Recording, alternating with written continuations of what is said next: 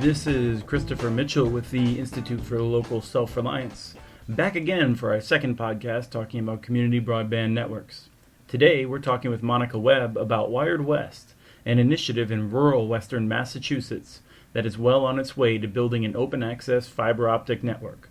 But first, if you haven't stopped by muninetworks.org lately, we just released a new report detailing how Martin County, Florida, built its own network to connect schools and other community anchor institutions. They've saved millions by walking away from Comcast. You can find it at muninetworks.org. Our intro and outro music is by Fit and the Conniptions. You can find them at conniptions.org. And now, let's turn to our interview about Wired West with Monica Webb. Monica, thanks for joining me on the show. Can you tell us a little bit about Western Massachusetts?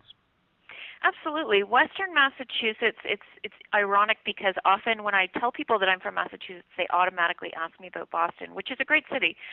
But Western Massachusetts is pretty different. It's certainly rural. It's very scenic. It's a lot of beautiful rolling hills and valleys.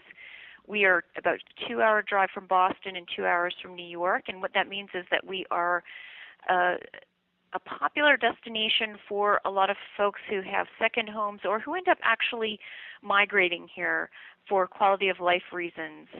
We have a lot of culture. People are relatively educated. We have some good universities here. The only piece of the puzzle that is, of course, missing is ubiquitous, affordable, and adequate broadband access.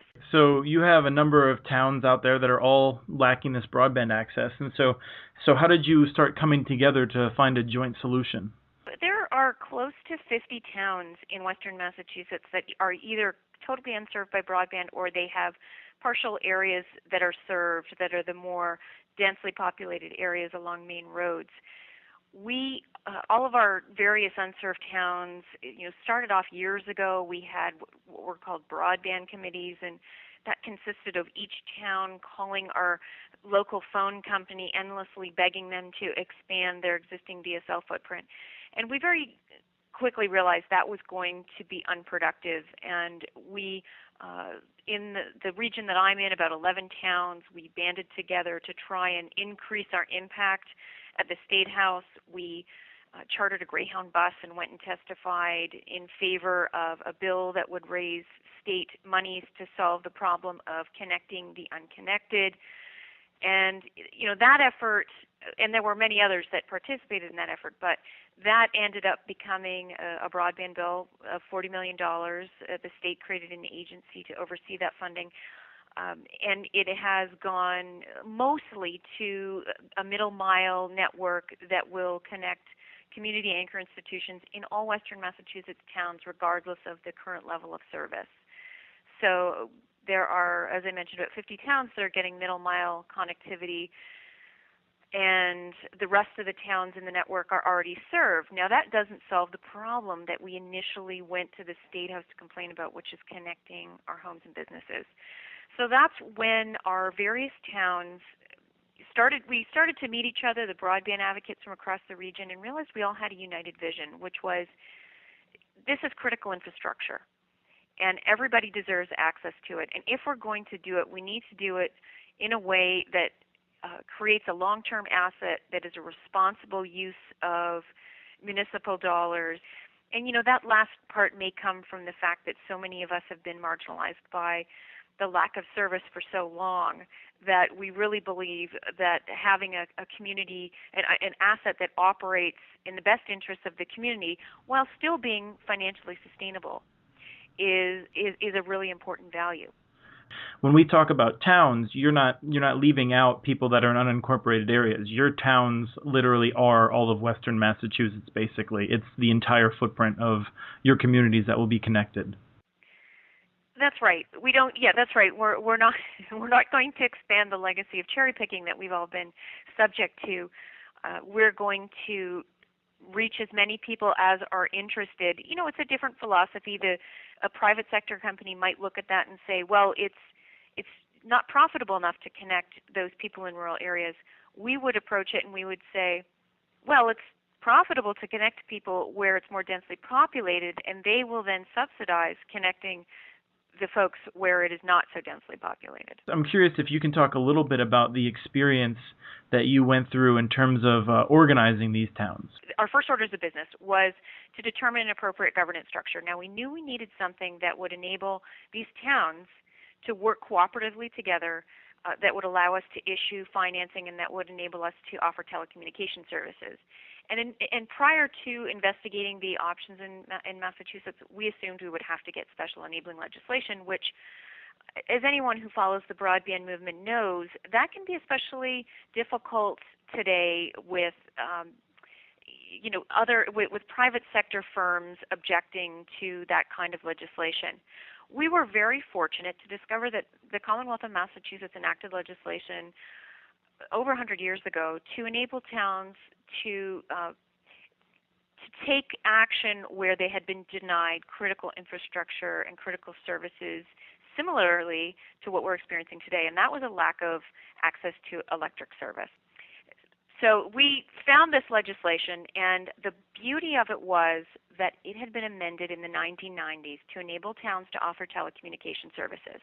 I think once you live without a critical service like broadband for so long, there is certainly a common energy and a common interest in creating a local solution to that problem and to overcoming differences and working together to make that come to fruition. I think one of the best things we did is we started off with a very wide base of community support. We invited interested parties from every single town to participate. We've also had over time a leadership team that has been very good with community organizing and now represents a very solid base of expertise required to move this project forward, and that includes financial expertise, legal expertise, marketing, technical and engineering expertise, and of course the community organizing. Your group has accumulated now hundreds of thousands of dollars, I believe, or maybe it's only, I say only in quotes, $100,000 or so of value through donated time, the efforts of a lot of people that have been above the norm. And I'm hoping you can tell us a little bit more about what it really takes to organize 40 different towns, because it's one thing to say, yes, we have a common interest in this and that, but there's a lot of work that needs to be done just to make progress with that, I'm guessing.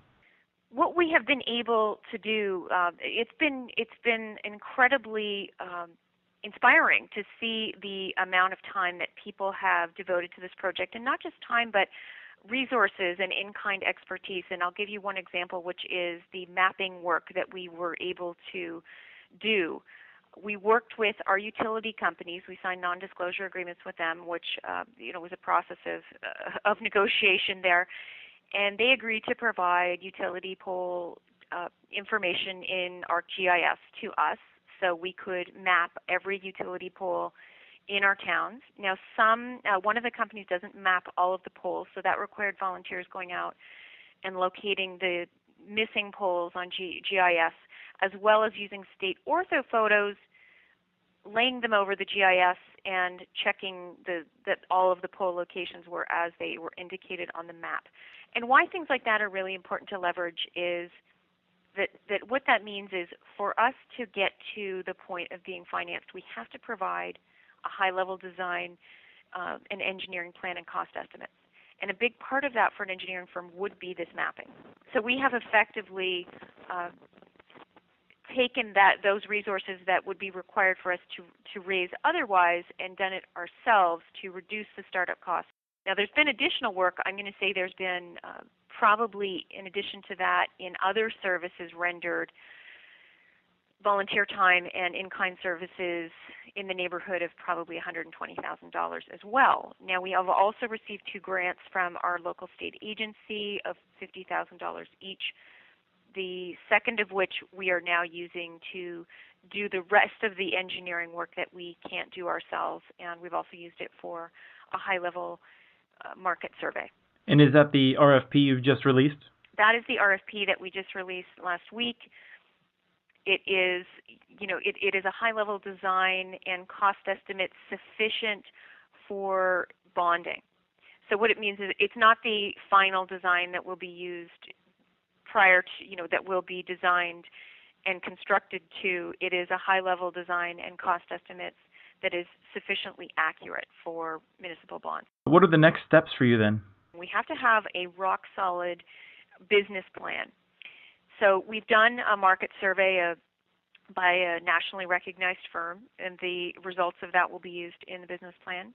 We're doing this RFP, which will generate the cost estimates in the high-level network design. We are about to launch a pre-subscription mailing to all of the residents in our region, and there are a number of other tasks that we're currently putting together, estimating take rate growth, designing our pricing and packaging, that are all part of the business plan, and we expect to have that early October. And the other major task that we're working on is an economic impact study. So that will be able to quantify the economic impact of this type of network on our region, and that's really important in procuring guarantors for our, in particular, procuring government-funded guarantees for the bond, in addition to other grant monies that may be available. My last question then is one that I think I would like to ask of all of our guests from rural areas, and that's how do you respond to this common belief that I've heard from Boston? It's clearly predominant in D.C. and in major urban areas, that people in rural areas either don't know how to use high-capacity broadband or that their needs would be simply met by wireless networks. Yeah, and those are two issues that we encounter routinely.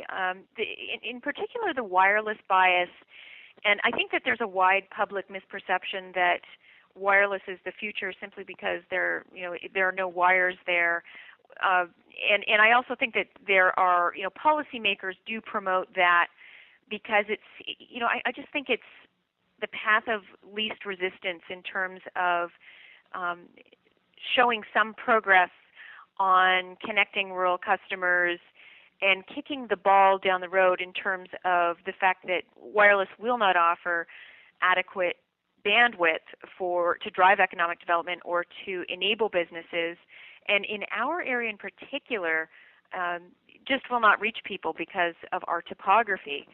So it's sort of a short-term policy focus where it'll get some people connected, and by the time that it is made clear that it doesn't connect everybody and or that the bandwidth is insufficient, it will be some other policymaker's problem. So we really spend a lot of time on education, and that includes our legislators and our constituents about the importance of fiber, about how fiber is the only thing that is going to drive meaningful economic development in our region, about the bandwidth needs and how they're growing. I met yesterday with a local film director and special effects pioneer who lives in one of the Wired West towns. He has built a state-of-the-art green screen studio and is in talks to do some serious productions there, and he has brought serious productions to the region in the past. And he's talking about uploading terabytes of data from his studio on a daily basis.